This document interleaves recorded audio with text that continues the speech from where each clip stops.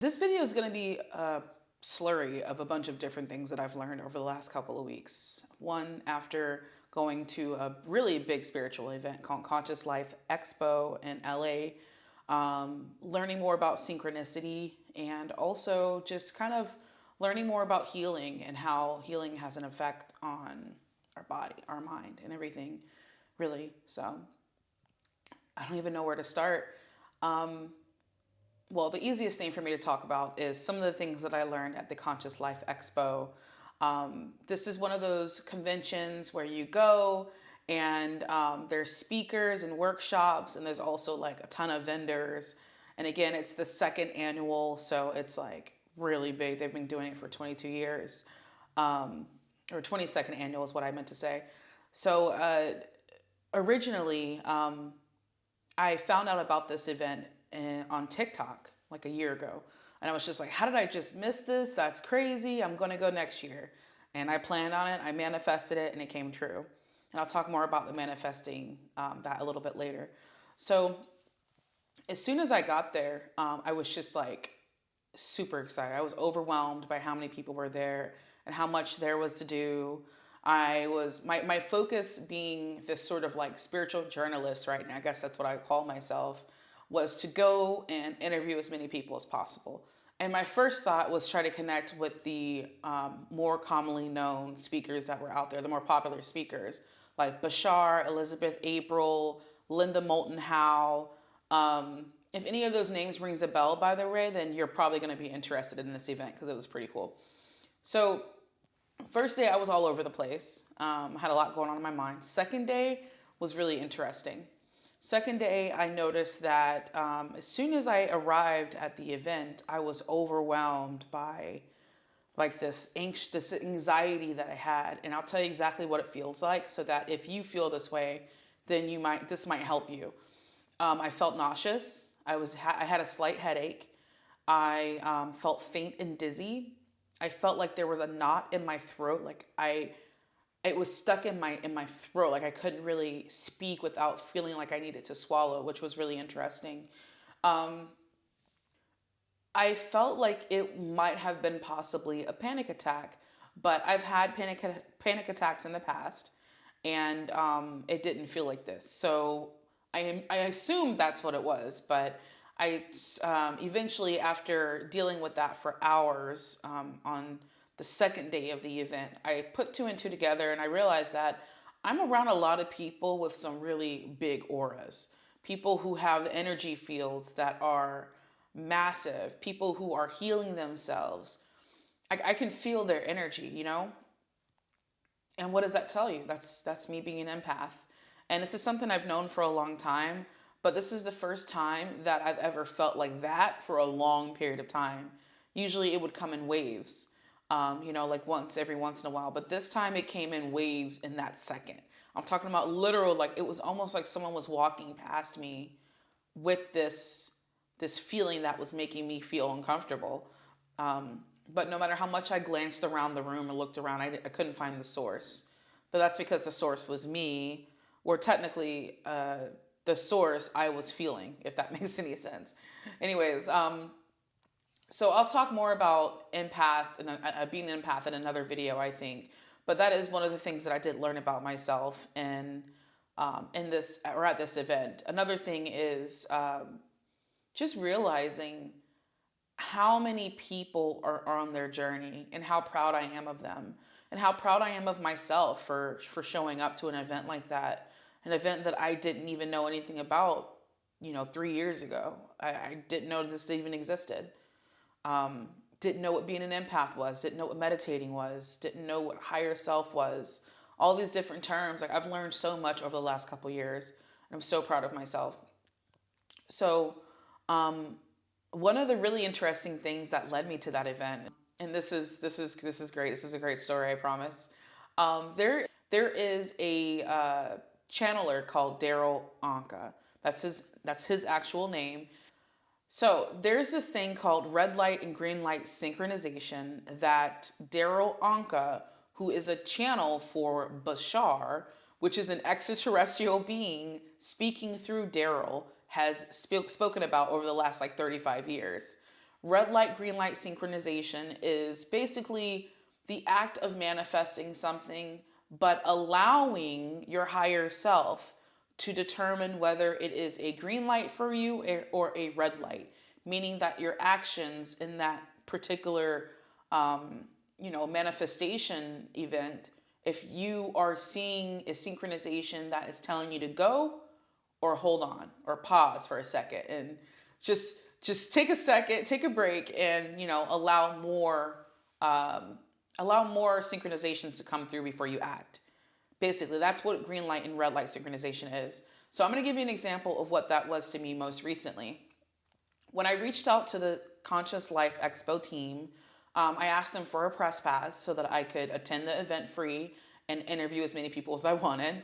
And because the event was like $650, and I was like, that'll save me some money because I'm flying all the way to LA from Florida.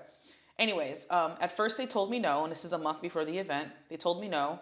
I didn't get discouraged. I knew that if it was meant for me to go to the event, that I would go, and this is what I'm actively manifesting. So I just went ahead and forgot about it for a while. I think I paid for the ticket. I went ahead and paid for the ticket, and then a week before the event, I reached out and asked her a question. This is the contact for the event. I asked them a question, and they were just like, "Oh, you applied. Why don't you reapply?" And then I reapplied, and then they gave me the press pass. And then I was just like, "Okay, that's interesting. So now I have a press pass, but I also paid for a ticket." And then they sent me an email stating that they were going to refund my ticket. And I'm like, "This is great." This is beautiful. So that was a perfect example of a green light synchronization. Basically allowing this thing that was supposed to manifest in my life, go ahead and manifest. And I actually wanted it. So that's amazing. So a perfect example of a red light synchronization is after this event, I tried the same method with another event that's closer to where I live in Florida. And the person that I spoke to, the contact, his responses in his emails were very confused. And I was just thinking, well, maybe he's older. Maybe he's not very tech savvy.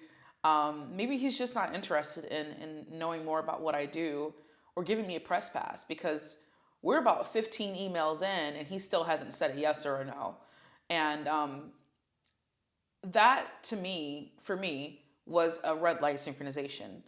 Although I felt that I had that momentum of the first event allowing me to act on the spiritual journalist thing that I'm doing right now, the second event was not in line with that. And that's okay. That means there's something else that's coming to me, and I need to allow that to happen. Instead of being upset that this particular person or contact for the second event isn't responding like the first one.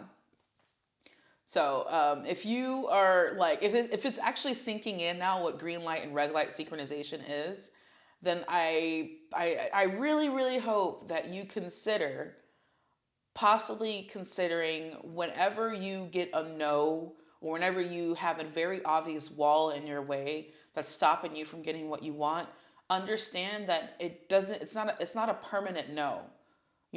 It's just a no right now. Right now, this is not good for you. Or right now, you are not ready to have this thing, or to do this thing, or to be this thing. So just give it some time, wait, and it'll happen when it needs to happen.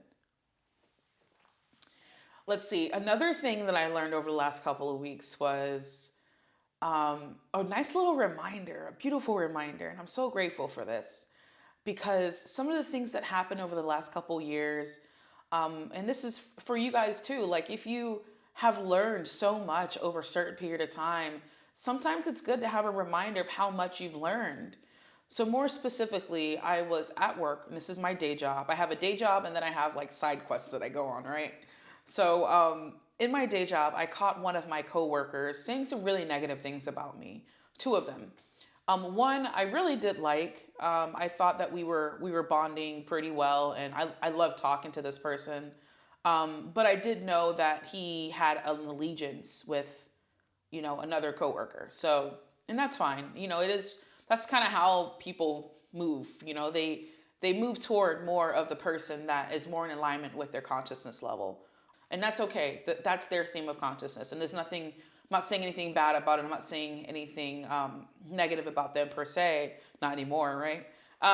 Because where they're at is okay, and where I'm at is okay.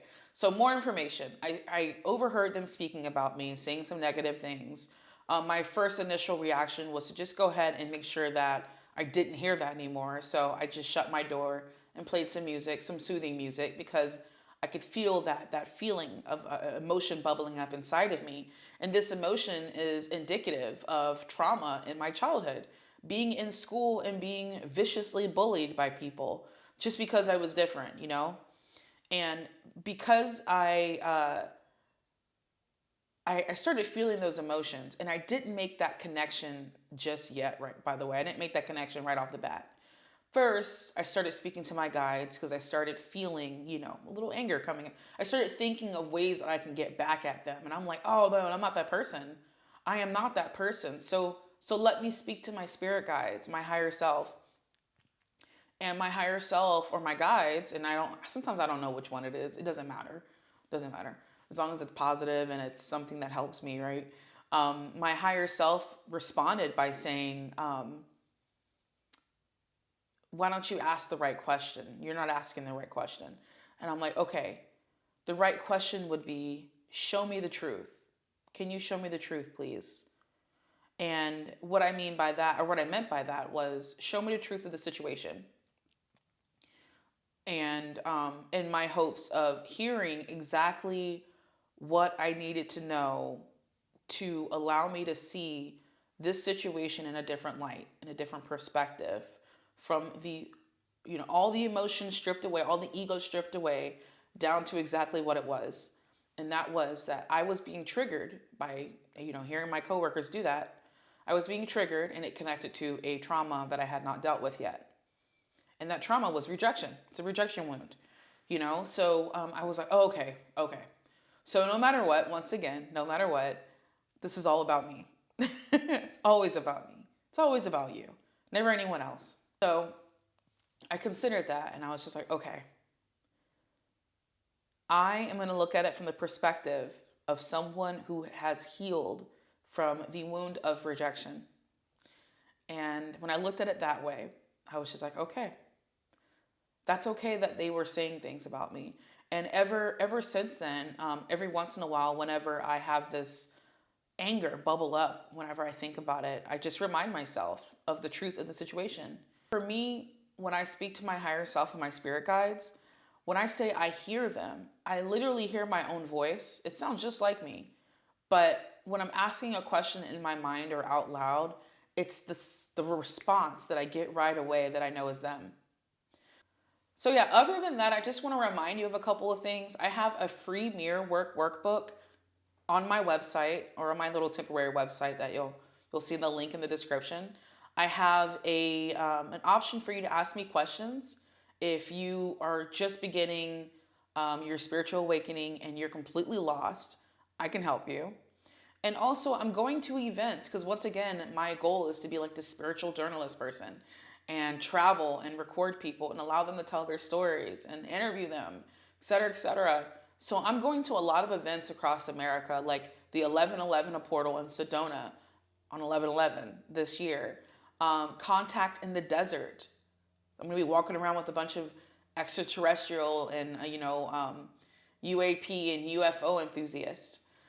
There's a bunch of events in Florida. There's one coming up March 2nd called Spirit Fest. And they travel around Florida and they do these really cool spiritual events.